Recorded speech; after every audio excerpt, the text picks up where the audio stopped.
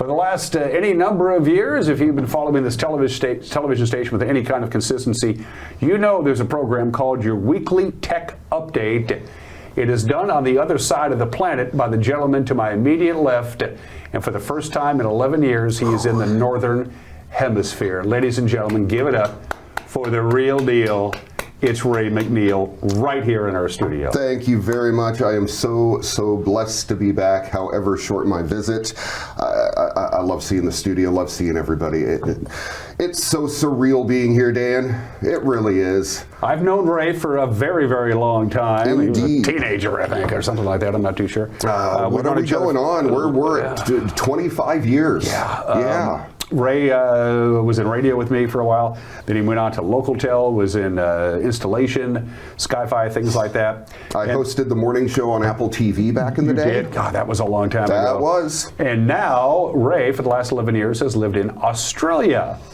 There's a reason you moved to Australia, for those of you who don't know. I know, but it's an interesting backstory. Just a quick little reasoning why you decided to uproot from the Wenatchee Valley and move to Australia, because it's a pretty cool story. A woman. That's it. Yeah, a woman. No, my wife. Met my wife online. We have a kid. Her family's down there. So we got this wonderful opportunity to run a hotel on Phillip Island, Australia, which is the coolest island.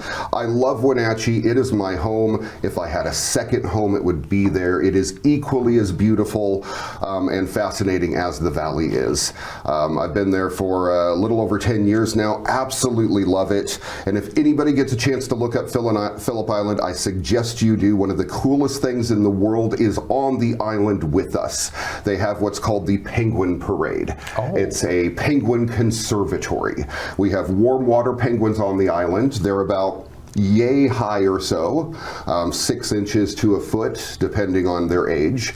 And they do something called the Penguin Parade. So every day in the morning, they wake up from their burrows on the hill, they go down the beach and into the ocean.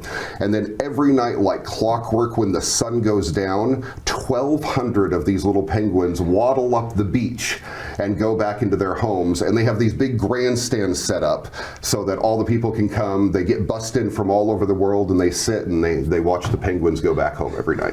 One of the coolest things. I am not an animal person either, but it's awesome, and they are so cute and just incredible to see. I thought penguins were native to Antarctica, and that was like it. I had no idea there were warm water penguins till I moved to the island. Okay. But yep, warm water penguins. They love it there and flourish. And the colony was almost wiped out once upon a time, and then they created the conservatory, and they've saved them, and now there's well over 1,200 penguins on the island. You've been gone cool. 11 years. How long did it take you to acclimate yourself to the cultural differences?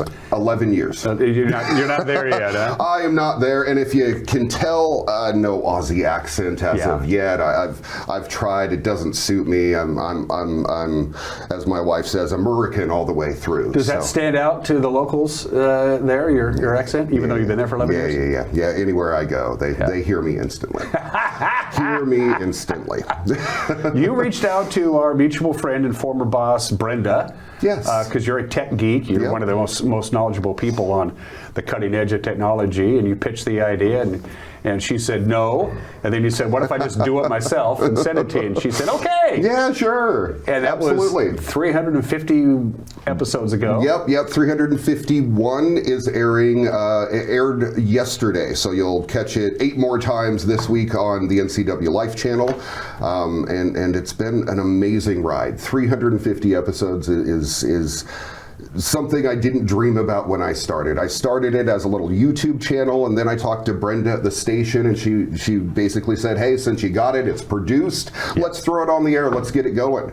And I've been doing a tech segment on TV and radio here in Wenatchee since 2002. Right. I started as the, weekend overnight guy on a local radio station we will not name right now. We're not going to mention KPQ. We told them that we wouldn't. Anyway. and worked my way up from there to the afternoon drive time full time. Hosted the morning show a little bit here and there, and it's just been an amazing ride. And throughout it all, I'm a geek. I love technology. I love talking about it. I love showing it to people. Most people, their eyes glaze over and have no idea what I'm talking about, and I really don't care because it's fascinating stuff, and it's amazing that I've been able to get to do it this long. Where do you find this stuff? I mean, I watch the show. I mean, where do you find this stuff? Everywhere. I search the interwebs everywhere. I have the set sites that I go to every day, but then there's Reddit, and there's people that send me stories. Everybody that's emailed me and shot me stories. I've gotten so many from the Wenatchee Valley. I thank you so much. It is tough sometimes bringing up these stories, but there's such an abundance of amazing tech out in the world. It's really easy to fill a half an hour of TV every week. Well, I enjoy it, and I love the closing segment. Tell people about that. You close out every show with your little... I have a couple closing segments. One is before my end credits. That's this week's What The? Is that what you're talking about? That's the one. Yep, that's where we show the stupid criminal stories, the oddball crashes, and people freaking out on the internet, and whatever the case may be. But any story that makes you look at it and go, what the? I like to feature on there. And then we also end out the story, the show after the credits with this week's Moment of Joy. Mm-hmm. And that's, the standard wide angle funny music set to cute animals, and you can't not like that. That's an Easter egg. That's after the credits. That's after the credits. So if you tune out during the credits, you miss this week's Moment of Joy. So well, what's your itinerary? You probably have a lot of stuff crammed here while you're here outside of family. Yep. I know your dad is probably just absolutely thrilled to see you, and your sisters as well. Got to see him as well. Got to see my sisters too. My niece Scarlett's birthday is coming up Saturday. Happy birthday, Scarlett. You probably have family members you haven't seen, right? Right, yeah. No. We haven't seen most people for 11 years. We had one family member come down to visit us here a little while back. That was lovely. Other than that, it's all been video chats and talking on the phone and going from there. What is the time difference? How many time zones did you travel to get here? Oh boy. I was going to do the research and I forgot. Yeah, I don't even know, but several. It's nice coming to Seattle from Melbourne because you don't have jet lag. You get off of the plane 2 hours after you got on the plane on the very same day. Okay. So that's pretty cool. But if you're looking at the time difference, it is 17 hours ahead. Is that where we are? See, I'm on the other side of the world now. So yeah, I think it's 17 hours ahead. When I'm in Australia, I forget about the day and just go for the hours, and you guys are 7 or 5 hours ahead of us, depending on daylight savings. And it's early autumn there, right? Or mid-autumn in the southern hemisphere? Yes, correct. So, but the weather is pretty, you've told me. Exactly the same as here right now. Yeah. It's very cool. I went from this climate into this climate. That makes things nice. Yeah, absolutely. 350 episodes. Whew. That's remarkable. That means two things. Number one, people are watching it. Number two, you have enough content to make it last. Oh, and enough for 600 episodes. So you never have to sit there at your computer and go, I have no idea what I'm going to do to fill up 22 and a half minutes of broadcast time. No, it hasn't been a thing. In fact, the past couple of episodes, the one airing this week and the one airing next week, because I'm here in the States, I set up a bunch of new shows before I left, and they are content that I have recorded previous. Because every single week I record a lot of stories and then have to pick and choose as to which ones fit into the program. So I literally have the past 5 years of stories that I haven't used that I was able to cut up and produce and get into the show for the next 2 weeks. Amazing stories that don't have a time frame, that aren't too outdated, that they're not entertaining. They're amazing pieces of technology that you can still have, that you can still buy today, that people haven't heard of, because if you're not into the tech field, most of these things just go by the wayside. Nobody knows exactly what's going on out there in the world, and when you see a flying car for the first time, or you hear that the Starship is actually being built up and one day maybe going to get me from Seattle to Melbourne in 40 minutes, that's the promise. It's Don't just hold amazing. your breath, Ray. I know, but I was hoping by this time I would be able to get in a Starship. One thing you can't ignore, it's there, it's omnipresent, it's not going to go away or get smaller. AI. Yes. Artificial intelligence. Yes, absolutely. It rolled out 2022. Yeah, we'll see. And almost seems to be a bad term these days. Yeah, well, it's there are people. Well, baby boomers like me, 61 years old. What should we be scared of AI? I'm reminded of a story that I saw that came from, was it the 1920s, the 1930s, something like that? Back when your dad was just a kid. Yeah, when my dad was just a kid. And they were talking about newspapers and people who wrote stories for newspapers, and that they were going to go completely out of business. And it was this horrible thing, this new invention, radio, that everybody has been talking about. And then television came out, which is going to put radio out of business. Exactly right. Yeah. And then we got VHS tapes where you could record movies, and that was going to put the movie industry out of business. Right. Then CDs, and that was going to put the music industry. But this, you have to admit, Ray, you're my man on this stuff. Yes. But you got to admit, this is different. This is different. I don't know if it is. Really? Yeah. It's a piece of technology. It's a tool that we can use and utilize to the best of our ability. And just like every tool out in the tech world, it can be abused and misused as well, just like VHS and CDs and everything else that's come before. Are you, on your daily life of and I'm talking about just general junk you public might be, when I'm on the web or doing whatever it is that I'm doing, is AI already there and I don't even know it? Oh, yeah. It's lurking back there? Well, if you think about it, we've had AI for years and years and years and years. Google is AI. In a way, yeah. The reason they bring up the search results and do it so well is because of their built-in AI to Google search. So it's just an expansion of that. It's something that we're all going to have to deal with. We're all going to have to use as time goes on. There's good uses, there's bad uses.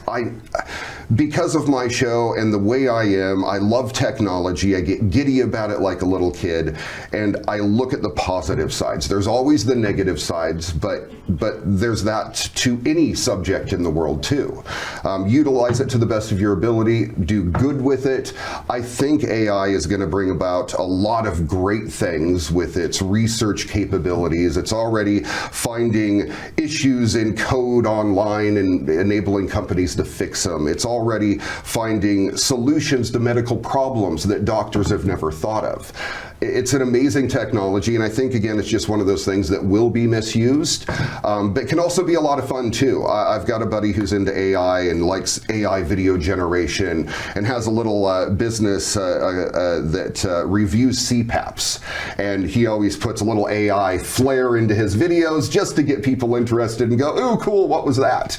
And I've done that a little bit, too, and find it a lot of fun just to be able to play with. In my research and my reading, I like to be informed about what the hell's going on around here. It's built into my DNA. No, really? The one thing about AI that is standing out right now is that AI, as it currently is not profitable. Right. These companies that are building out AI, they're not making any money. In fact, they're losing money hand over fist. What is going to this isn't going to last forever. They're in it to make money because they're spending buttloads of it. Do you remember when does it AI become a viable money-making proposition? I want to say Amazon took 10 years before they made money. They lost money the first 10 years. I think it's a matter of time before AI does the same thing. And they're trying. They're trying to do subscriptions and trying to figure out how to make money off of it all and make a living. There's been a lot of AI companies that have already gone out of business because of that. Again, it's a tool. It's a very cool tool. It's going to enable a lot of people to do things that they wouldn't otherwise. Like myself, hosting a small show here in the Wenatchee Valley, I've got no CGI budget. I've got no production team that's going to go in and do stuff after me. But with AI, I can make it appear as I do. And it's something that I would not be able to do otherwise. Well, when you got major players like Zuckerberg and others who have thrown their hat into the ring, and they have a long history of doing pretty good with their brainstorms and things. I think Meta alone has like 5 or 6 different AI subsets in their umbrella organization. Absolutely do. They do. If they think they can make a go of it, then it will be around till the end of time. That's all there is to it. What form will it take and what rules and restrictions will they place around it? We don't know, and I think time will tell really in the end. What do you got coming up? Preview some shows for us. I've got a couple news stories for your weekly tech update, ones that haven't been featured on the show yet, so we can go over that. Please. We'll also play another game of Guess That Aussie Slang, where Dan has now won 2 times and lost 1. So we'll talk about that here in a moment. Let's go ahead and kick things off real quick. I've got, 3 or 4 news stories to talk about today. The first one is going to be Joby Aviation. They're one of the new flying car companies. Something else I'm very sad to hear about. We don't have flying cars yet. We should.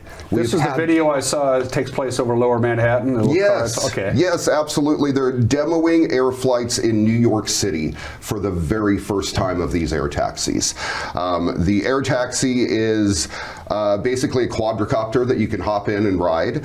It's much quieter than the helicopters that they currently use to make these exact flights. These are flights from the airport to building tops and different areas that they drop their passengers off. So it's going to be one of those things that it makes it much more efficient, makes it much faster, and a heck of a lot cheaper because these are electric vehicles. Okay. They're not using a gasoline engine on a helicopter burning jet fuel. And helicopters, as you mentioned, are very loud. And very loud. Expensive to run. Yeah. Yeah, absolutely. Okay, what else? So they're flying in New York. They're not taking passengers yet, but they are testing things out, and hopefully we get flights from them soon.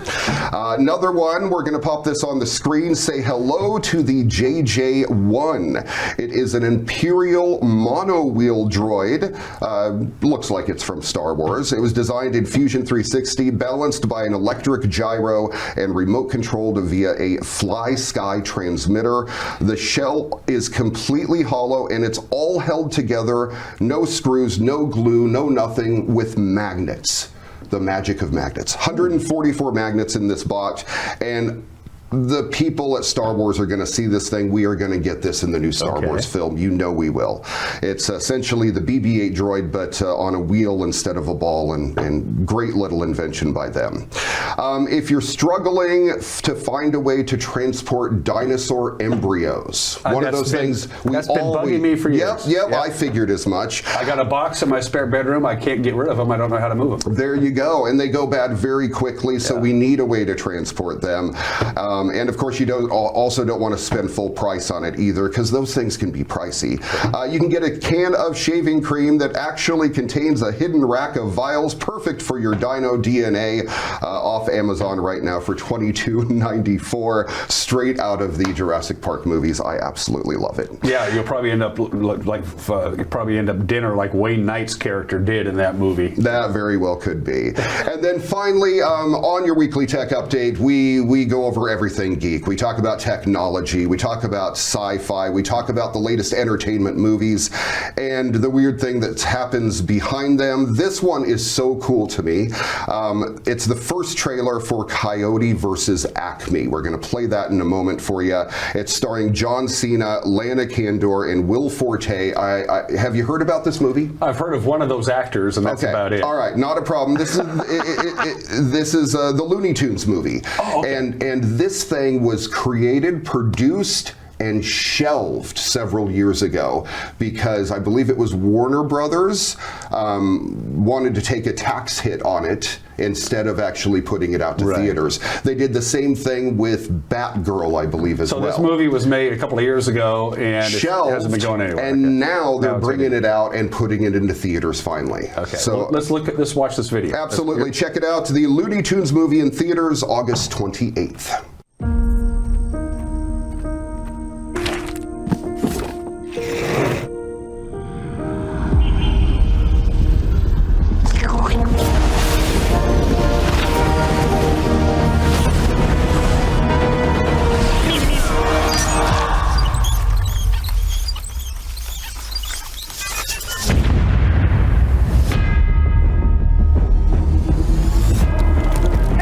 Horribly injured by a product made by the Acme Corporation? It's not your fault. There's probably someone to blame. Name of the case is Coyote versus Acme. Wile E. Coyote. He is reckless. We all know who's responsible, and all of his injuries are self-inflicted. You've been settling Acme cases for years. I could probably get you $250 for that. This is your opportunity to really show people what you're capable of. These companies think they can do whatever they want. We're sick of it. Acme, hack you! Nothing to see here. We really have nothing. We both know it would be very unpleasant if anything bigger were to become public.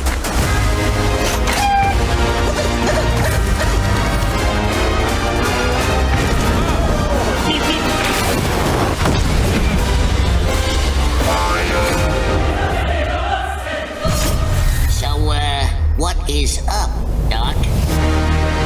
The Acme Corporation is releasing this film for account purposes only. We do not condone any of the storylines depicted. How cool does that look? That's pretty cool. I gotta admit, and I haven't been to in a movie in a while. The way we talk about technology, the way movies are even projected on a screen anymore is insanely getting crazy. And this Looney Tunes movie is awesome because it reminds me of the old school animation. Yeah. It's 2D animation in the real world, very much like Who Framed Roger Rabbit from back in the day. We're almost out of time. It's important that I would be remiss if I didn't mention this, Ray, in the short time we have left. You and I lost a mutual friend. Oh, boy. In Steve Hare. Yes. One of the best. Absolutely one of my favorite people I ever had a Absolutely. chance to work with. Funny. Took his job seriously, but not too seriously. The man that taught me how to research, to write, to report, and to read news on the air. Mm-hmm. And you worked with him closely too. I got to work with him very closely, and one of the best people I know, man. When you spend 3.5 hours Monday through Friday with the same guy in the same room at the hours that Steve and I worked during the morning show together at KPQ, you get to know somebody pretty well. Yes. And Steve was one of those special guys, and you kind of knew it. Yep, absolutely. He had a little sparkle in his eyes, little. And while most people I work with, I don't get the chance to hang out with outside of the office, me and Steve got to hang out so many times just in our downtime and got to chat and talk about things. And I am so blessed to have that time. I'm a bit sad that I came to visit. And this happened now, but I'm also blessed if we do have a memorial for him while I'm here. I'm going to be there for sure. Absolutely. Yeah. Don't be a stranger. You're going to be here till the 6th, so. Yep. We need to get together, have a couple of cold ones. We have beer in America. You might enjoy that. Yep. So there's Stubbies in Australia. Stubbies in Australia. That's good. Absolutely. We have to play a game before you go. I don't care what your timing is, but we have to play Guess That Australian Slang. Bring it on. This time I'm doing it a little bit different for you, Dan. You get 1 point for every correct answer, 0 points for the wrong. Person with the most points wins. So good luck to you. Instead of giving you the Aussie phrase and having you guess what that is, I'm going to give you the American phrase and see if you can guess what the Aussie phrase is. I'm ready. All right, this one's easy. Barbecue. Barbies? Yeah, you got this. Absolutely. Let's go avocado. Avocado in Australian. Green vegetable. They like to abbreviate everything in Australia, so avocado is avo. Okay. Breakfast. Breakfast. Is brekkie. Brekkie? Yep, Okay. Yep. When you are full in Australia, you say. You burp. You say, I'm chock-a-block. Chock-a-block. Yep. Okay. Where it came from, I have no idea, but that is what you say. A service station or a gas station in Australia. I'd say like pumps. It's called a servo. Oh, okay. Yep. If you want to go to a McDonald's, you go to Macca's. Okay. Want to go to a liquor store, it's a bottle-o. Bottle-o. Yep. If you're looking for your swimsuit, you got to go and look for your swimmers. I love that one, I really do. And if you are really happy in Australia, oh my goodness, you are stoked, my friend. I'm stoked to see you. I am stoked to be here. Don't really. forget, drive on the right side of the road while Yep. you're in town, and we don't have the Absolutely. metric system here. My apologies. You know what? I've never got my head around it anyway, so that's fine. I even use Fahrenheit in Australia. Everybody there hates it when they see We it. learned the metric system in 6th grade, and then I forgot it. Yeah, it happens. Ray McNeil, host of your Weekly Tech Update. Check it out. It's on 8 times a week. Just go to our website and download the program schedule. It's a PDF, and you can check out Ray's show. And it's on YouTube and some other stuff as well. It's Absolutely. New episodes, 8:30 p.m. every Monday on your week on the NCW Life channel. And it's entertaining and informative, and which is two ones better than me. I can tell you that much. Let's have a stubby while you're in town. All right. Sounds good. The real deal, Ray McNeil. Everybody, give it up. They love you. We don't have a studio audience. You're watching Wake Up and I saw the audience. Yeah, It's you fine. saw the audience. We'll be right back.